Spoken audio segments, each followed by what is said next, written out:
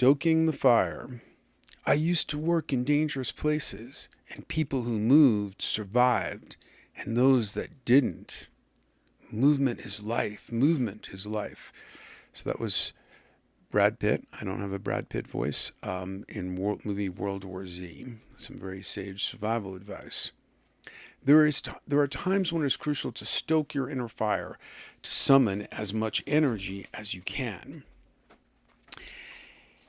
And often those occasions are almost every day. In the ancient yoga aphorisms of Patanjali, it's written, energy is like a muscle. It grows stronger through being used. Depression, and so many people today are clinically or subclinically depressed, is largely a crisis of energy. When the icy winds of depression blow across the landscape of your soul, get up and get moving. Summon your inner fire, the force keeping you alive. If you don't feel the inner fire, act as if you did. Don't allow yourself to become paralyzed. Don't fall asleep in the snow. You can summon the fire by engaging in physical movement. Get up and do some physical work, like cleaning the house, simple work that brings tangible results. The more resistance you feel to doing that work, the more sure you can be of transformation if you do it anyway. The more you can be sure you'll be growing your will and your energy by working against that resistance. Will grows when you get yourself to do needed things you didn't feel like doing. Research shows that waiting to be motivated before taking action is a huge mistake. Take action when unmotivated, and motivation often follows as the work gains momentum. When the inner fire glows, then it's released like a fire that started to blaze up. Then you can move toward intrinsically meaningful work. Meaningfulness blows on the fire, and the smoldering embers of your soul catch fire as the temperature of meaningfulness rises. But practical accomplishment, no matter how mundane, is also valuable. Cleaning and ordering your living or workspace builds morale.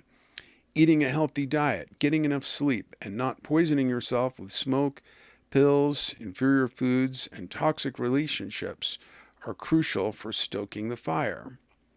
So in the photo, if you're looking at that part of the oracle card, the fire grows as Michael blows on it through a narrow copper pipe, the end near the fire partly flattened to focus the airflow. Focus builds fire. Pick your target and hit it. If you feel overwhelmed by lethargy or stress, begin with nearby, easy-to-hit targets, like doing the dishes, the laundry, cleaning the house. Focus on the work immediately at hand, the rubber meets the road plane of action.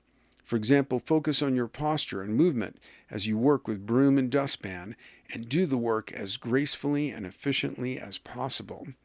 As the fire arises, you can bring your focus to more challenging tasks.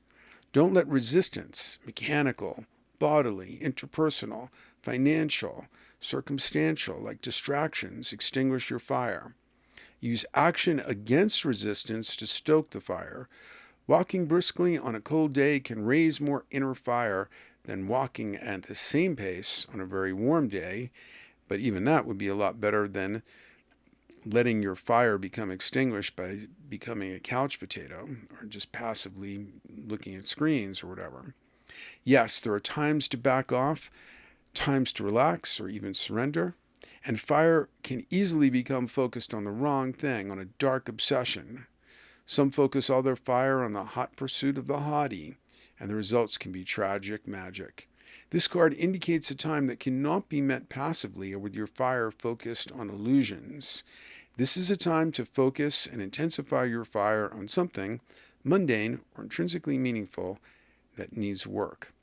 Consider this an auspicious time to stoke the fire by taking useful action. Well, it turns out that today, the day I'm recording this, is a great example. So first of all, summoning fire energy is like the story of my life in some ways. I mean, with the last name of Zap, I'm a person that has a lot of high active energy, but I'm also 66 years old. There it is right here. Not 66 years young, 66 years old. People say I could pass for a 63-year-old that hasn't slept in a couple of days. I hope that's true. But aging is yin, the opposite of yang, the fire element. However, I still have a lot of fire. I mean, the last year was probably the most productive of my entire life, and this year might be, almost up to that mark. Because last year I published Parallel Journeys, a 45-year task. So what do I do to summon that fire? Well, today, the reason why it's relevant today is I got up after 4 hours, about 4.5 hours sleep. I am a genetic short sleeper though.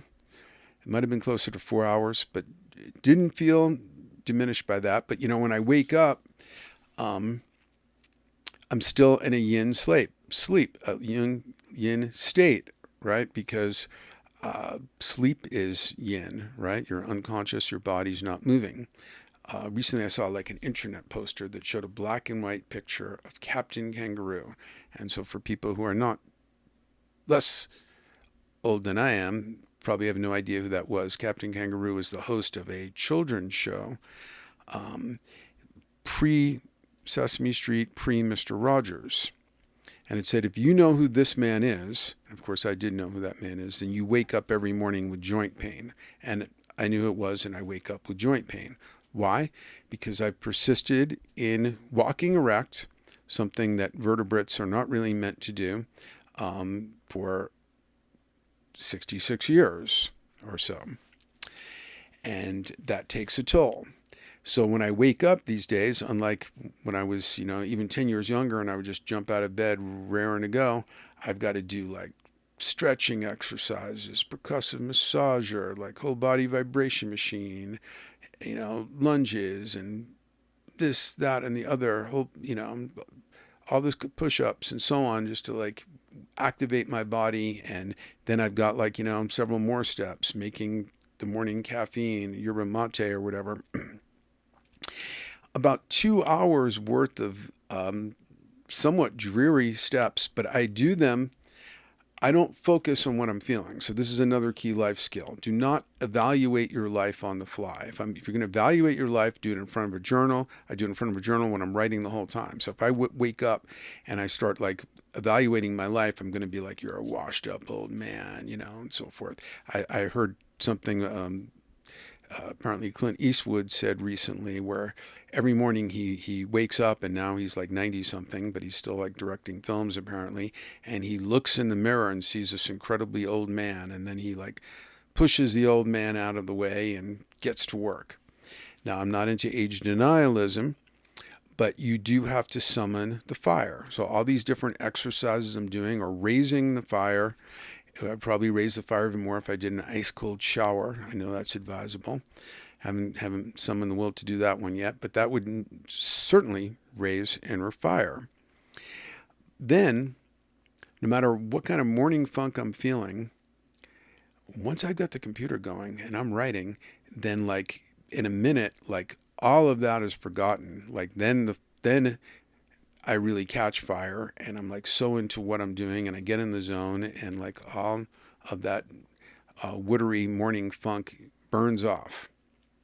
So this is basically my great life method, is no matter what resistance I'm feeling, I try and power through it. Now, I realize, okay, I've been saying that's very anti-feminine, it is somewhat, but I mean, I do have a yang active energy personality, though I'm all about alchemical androgyny. See my philosophy, Casting Precious into the Cracks of Doom, Androgyny, Alchemy, Evolution, and the One Ring.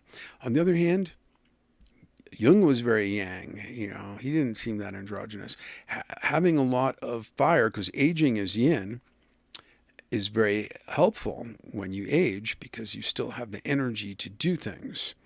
Now, there are also different life stances. I've known some very old souls, typology most people aren't familiar with. They would be called cosmic feeling types. And they when I knew as a Jungian analyst, what he always craved was unstructured being time to just like walk along the beach with like no agenda and stuff like that. Um, I'm not very good at unstructured being time. Maybe when I'm 96 years old, I'll be ready to spend 15 minutes looking out of a balcony and just gazing at the sunset. But if I try and do unstructured being time now, I'm like, aha, this is what unstructured being time is like. I should take a note on this. Um, it's just my native active energy. Some people can say that's an immature, heroic approach, but it works for me. It makes my life exciting. I like being energized. And so when I'm in a funk, I don't fall asleep in the snow. I do things. Now, of course, if I were mortally ill, or even if I have like 3 degrees of fever, rarely, I'm almost psyched because now I can like, okay, now I can binge out on Netflix or whatever and just sit on the couch because that's what my body actually needs me to do. And I can do that totally guilt free. Another thing I do that I've done since I was a teenager that really builds that inner fire is I'm a cardio addict. I used to run 12 miles a day and was a marathoner and a mountain climber. And though I don't do that now, I have a massive elliptical trainer in my home theater. And so almost all the time I get to watch series and movies, some of my most important cultural experiences. I am exercising cardio the whole time. And that is that builds fire. Energy is like a muscle. It grows stronger through being used. So these are some tips on how to stoke the fire and make life feel much more interesting and with higher vitality. And so on a cold winter day, if you're out hiking and really pushing it, it can feel like summer within your winter clothes.